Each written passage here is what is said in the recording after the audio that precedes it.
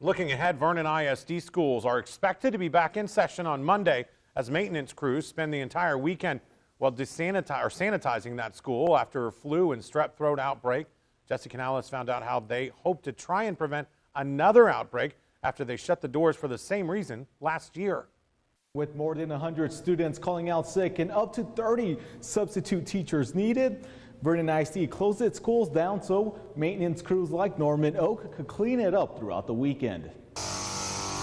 Blaze Boswell, Vernon Middle School principal, saw some of his teachers call out sick recently. We had close to 13 staff out at our campus yesterday.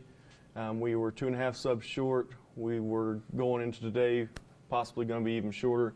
Superintendent Jeff Bird says it's a similar situation in all Vernon ISD schools. We had predicted that we would have more staff out today with fewer substitutes available. With a spray here and another there, the district's maintenance crews look to prevent another flu and strep throat outbreak using these hydroperoxide sprays.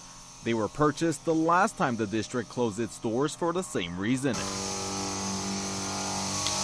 Last year, the district used a cleaning company from Lubbock to fumigate its schools.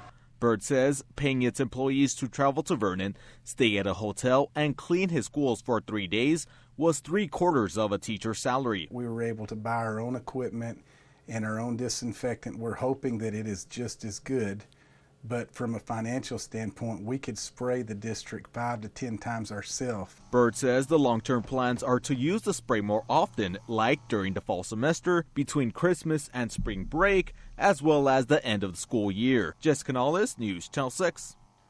There may be a silver lining to all this. Amid the flu cases we've been hearing about, new statistics out today from the Texas Department of Health and Human Service show Wichita County had no reported flu cases last week, and the state levels are down from the highest level of cases that were reported just 2 weeks ago.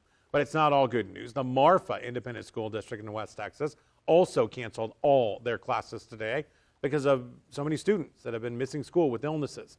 However, there is no word on the nature of those illnesses. The school district is using all the day today to sanitize classroom, desks, and materials. Classes are expected to be back in session